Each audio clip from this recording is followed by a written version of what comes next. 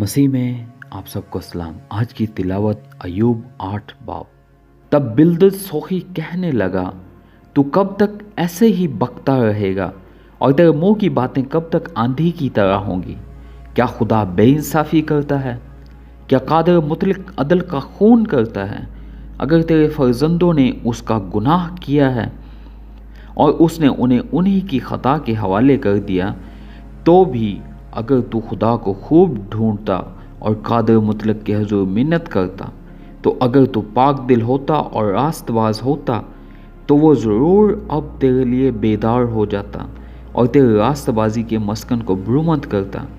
और अगरचे तेरा आगाज़ छोटा सा था, तो भी तेरा अंजाम बहुत बड़ा होता। ज़रा पिछले ज़माना के लोगों से पूछ और जो कुछ उनके बाप दादा ने तहकीक की है उस पर ध्यान कर, क्योंकि हम तवक्कल के हैं और कुछ नहीं जानते, और हमारे दिन ज़मीन पर साया की मानिंद हैं। क्या वो तुझे ना सिखाएंगे और ना बताएंगे और अपने दिल की बातें नहीं करेंगे? क्या नागर मोथा बगैर कीचड़ के उग सकता है? क्या सरकंडा पानी के बगैर बढ़ सकता है? जब वो हरा ही है और काटा भी नहीं गया, तो भी और पौधों से पहले सूख जाता है। ऐसे ही उन सब की राहें जो खुदा को भूल जाते हैं, बेखुदा आदमी की उम्मीद टूट जाएगी। उसका एतमाद जाता रहेगा और उसका भरोसा मकड़ी का जाला है। वो अपने घर पर टेक लगाएगा, लेकिन वो खड़ा ना रहेगा। वो उसे मजबूती से थामेगा, पर वो कायम ना रहेगा।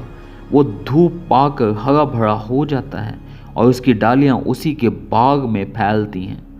उसकी जड़ें ढेर में लिपटी हुई हैं। वो पत्थरों की जगह को देख लेता है। अगर वो अपनी जगह से नेस्त किया जाए, तो वो उसका इनकार करके कहने लगेगी कि मैंने तुझे देखा ही नहीं। देख, उसकी राह की खुशी इतनी ही है और मिट्टी में से दूसरे उग आएंगे। देख, खुदा कामिल आदमी को छोड़ ना देगा, ना वो बद किरदारों को संभालेगा। वो अब भी तेरे मुंह की हंसी को भर देगा और तेरे लबों को ललकार की आवाज़ से। तेरे नफरत करने वाले शर्म का जामा पहनेंगे और शरीरों का डेरा कायम ना रहेगा। आमीन। खुदा का कलाम पढ़े और सुने जाने पर उसकी बरकत